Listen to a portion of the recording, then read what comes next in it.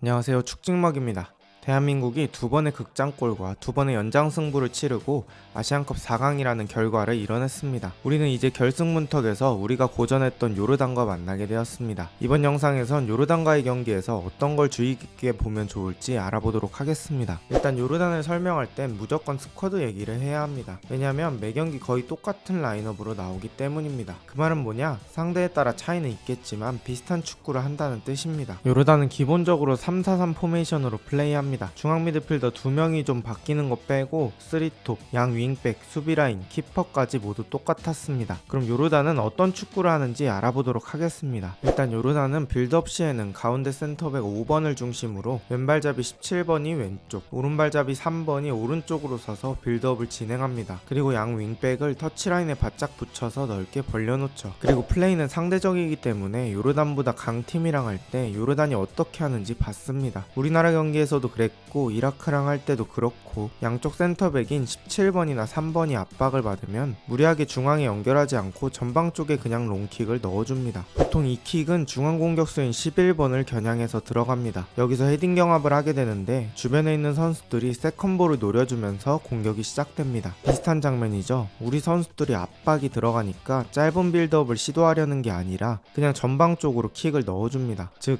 요르단은 점유율을 크게 신경 쓰지 않는 팀이라는 겁니다. 하지만 우리와 요르단의 전반전 점유율은 53대 47로 거의 비슷했죠. 경기력도 답답했던 느낌이 들었고 전반에 2골을 내주면 2대1로 지면서 후반을 시작하게 되었죠. 그럼 저런 중원을 건너뛴 롱볼 축구에 우리는 왜 비슷한 점유율을 내줬을까요? 우리는 중원에 박용우만 혼자 남게 되는 고립 상황이 반복되면서 우리가 공을 오랫동안 소유하지 못했고 요르단과 계속 소유권을 주고받는 상황이 반복되었습니다. 그리고 이재성은 측면에서는 중앙보다는 좋은 모습이 줄었고 이기재 역시 큰 실수는 없었지만 오버래핑이나 주변으로 움직여주는 게 적었고 자신의 움직임으로 이재성을 살려주지 못했습니다. 그래서 전반에 한쪽 라인이 죽어버리니까 사실상 오른쪽에서만 공격하게 되죠. 이런 식으로 게임이 흘러간다고 하면 이강인 쪽에서 개인 능력으로 해답이 나와야 하는데 그것도 잘 되지 않았죠. 이강인도 사람이니까 매번 드리블을 성공할 수 없습니다. 요르단전이 그런 날이었고 양쪽이 다 막히게 되고 중원조차 고립되니 우리는 경기력이 답답했던 것이죠. 하지만 클린스만은 후반이 되자마자 이기재를 빼고 김태환을 투입하면서 서령우를 왼쪽에 보냅니다. 이 변화가 경기를 풀리게 만들었죠. 서령우의 오버래핑이 손흥민의 고립을 풀어주면서 자연스레 반대쪽 이강인에게도 여유가 생깁니다. 그리고 김태환 역시 오버래핑을 적극적으로 나가면서 이강인을 더 자유롭게 만들었습니다. 그리고 계속 경기는 주도하면서 마지막에 골을 넣고 동점으로 마무리가 된 거죠. 즉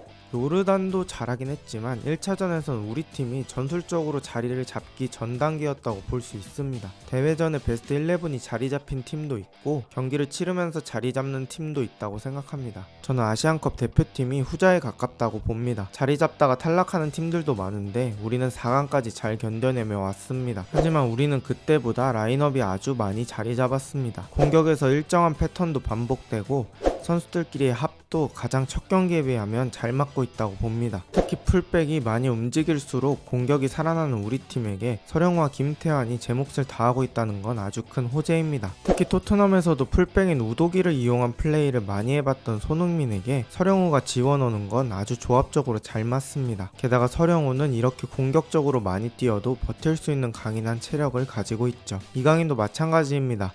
안쪽으로 파고드는 이강인의 특성상 아예 다르게 직선적으로 움직여주는 김태환이 수비들의 주의를 끌 수 있죠. 예를 들면 이런 상황인 거죠. 이강인이 오른쪽 윙이지만 거의 가운데까지 파고들면서 선수들을 2-3명 집중시키고 김태환이 직선적으로 띄워주면 아주 큰 찬스를 맞을 수 있는 겁니다. 그렇다면 주의해야 할 점은 뭘까요? 요르단은 우리와 경기할 때 양 윙백을 내려서 5백을 만들고 앞에 선수들로 4명을 채워 두 줄 수비를 만들었죠. 그리고 몽펠리에에서 뛰는 요르단의 에이스 알타마리를 수비 가담에서 빼주면서 공을 뺏는 동시에 알타마리에게 보내줍니다. 근데 알타마리가 개인 능력이 있어서 우리 팀 선수 2-3명이 붙어도 공을 어느 정도는 지켜줄 줄 압니다. 마치 웨스트햄의 제러드 보행 같은 느낌이죠. 그리고 알타마리가 공을 지키는 동안 다른 선수들이 붙어주며 역습을 전개합니다. 제 생각엔 이번 경기에도 비슷하게 나올 가능성이 상당히 높습니다. 우리가 요르단전에서 서령우와 김태환까지 올려서 극단적인 공격 전술을 쓸 수 있던 이유가 발빠른 김민재라는 선수가 있었기 때문이죠. 워낙 커버 범위도 넓고 있고 커버 속도도 빨라서 충분히 알타마리를 막을 수 있다는 자신이 있었고, 실제로도 후반전에 알타마리를 잘 막아냈으니까요. 우리는 김민재 대신에 김영건이 출전할 가능성이 높습니다. 김영건도 결코 느린 수비수는 아닙니다만 신체적으로 전성기인데다가 미넨에서 주전인 김민재와 커버 능력이 같을 수는 없습니다. 그래서 우리는 1차전보다는 조금 더 부담이 있는 상태로 공격해야 하고, 김민재라는 수비수가 없어서 공격력이 줄어드는 아이러니한 상황이 생길 수도 있습니다. 결국 이런 역습에 대비하는 방법은 역습할 기회를 주지 않는 것밖에 없습니다. 김민재가 있을 땐 사후 처리가 있다면 지금은 없으니 예방이 최선이겠죠. 이른 시간에 득점을 하거나 상대가 공을 못 만지게 높은 점유율로 찍어 누를 수 있겠죠. 그리고 들어가지 않더라도 슈팅으로 공격을 마무리 지어야 합니다. 드리블을 하다가 뺏기면 치명적일 수 있습니다. 상대가 공을 뺏은 순간 우리도 그 순간에 바로 제압박을 하는 방법도 있습니다. 게다가 4강 진출을 한 동시에 경고가 초기화되었습니다. 결정적인 순간에 경고를 한 번씩 사용할 여유가 있게 되었죠. 퇴장당하지 않는 선에서 적절히 사용한다면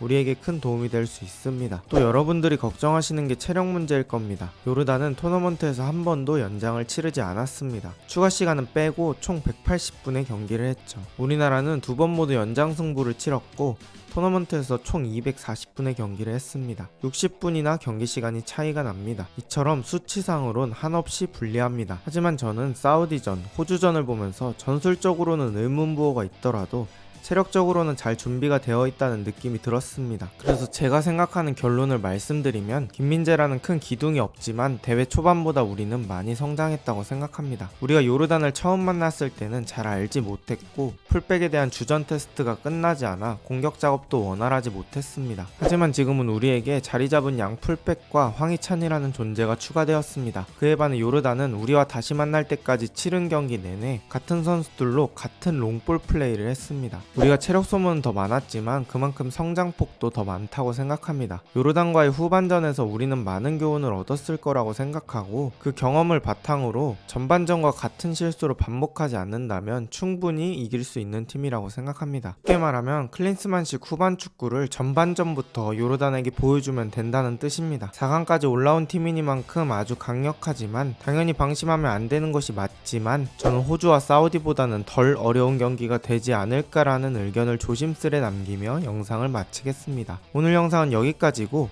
잠시 후 있을 요르단전에서 꼭 승리해서 결승전에서도 선수들을 다시 볼 수 있으면 좋겠습니다. 좋은 하루 되세요.